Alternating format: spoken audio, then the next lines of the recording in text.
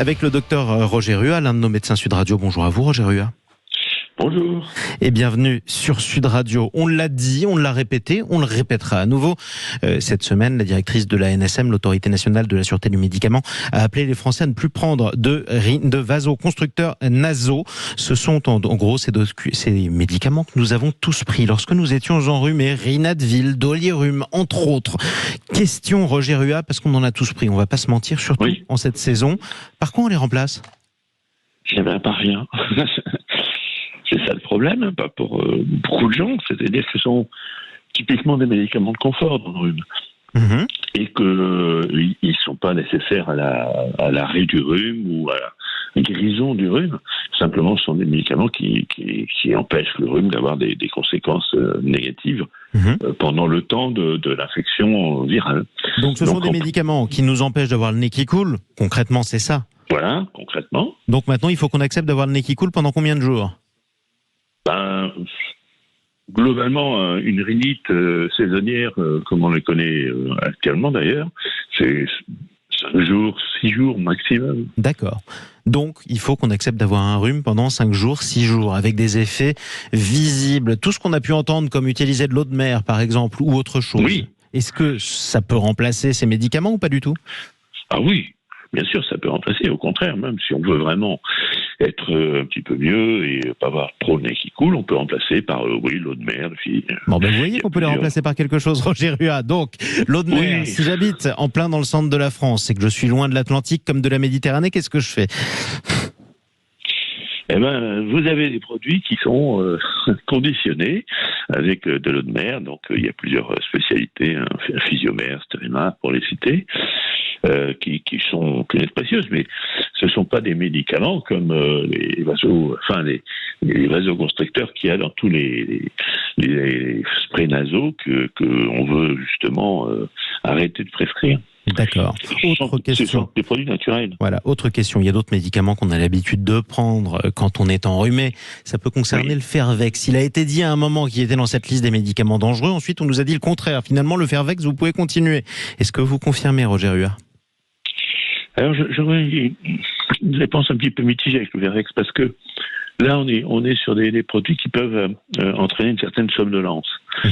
Et donc, la somnolence, ça peut être dangereux au volant. C'est surtout ça qui est important dans ces médicaments, dans cette classe de médicaments. Donc ça a toujours été une contre-indication de toute façon sur ces médicaments. On le savait d'ailleurs, on évitait de conduire quand on en prenait, en tout cas de conduire sur des longues distances. Mais c'est un autre sujet que le risque d'AVC qui est quand même infiniment plus impressionnant lorsqu'on nous en parle. Donc est-ce que par exemple le Fervex, on peut continuer à en prendre tout en faisant attention comme on fait attention à tout médicament qu'on prend ? Absolument. Donc ça n'a rien à voir avec le problème des vasoconstricteurs qui sont dangereux pour les cardiaques. Donc refaisons la liste tranquillement avec vous, Roger Rua, des médicaments qu'il ne faut plus prendre. Rhinadvil, Dolirum, il y en a d'autres. Oui, il y a plusieurs types, plusieurs noms commerciaux, oui, absolument. Absolument. Comment fait-on pour se soigner d'un rhume ? On est patient. On peut imaginer prendre un peu de vitamine C, ça peut aider. Et surtout, comme on disait tout à l'heure, avec un peu d'eau de mer, ça peut suffire largement pour le nez. Et où est-ce qu'on en trouve ? Oui. Où est-ce qu'on en trouve de l'eau de mer, Roger Rua ? Dans des produits qui sont conditionnés, donc il n'y a pas de souci. Donc ça se trouve facilement. Quand on nous parle d'huile essentielle, est-ce que ça peut avoir un impact ? Alors, les huiles essentielles ont un impact, mais attention avec les huiles essentielles, elles peuvent être aussi, lorsqu'elles sont trop concentrées, avoir des effets moins positifs. Donc, c'est important de demander conseil au pharmacien. De toute façon, on demande toujours conseil à son pharmacien. Bon, par contre, on est d'accord, les médecins sont débordés. Si on a un rhume, on ne va pas les voir. À partir de quand on va voir son médecin dans ces cas-là ? Alors, simplement, lorsqu'on est jeune, en bonne santé, qu'on n'a pas d'antécédents particuliers,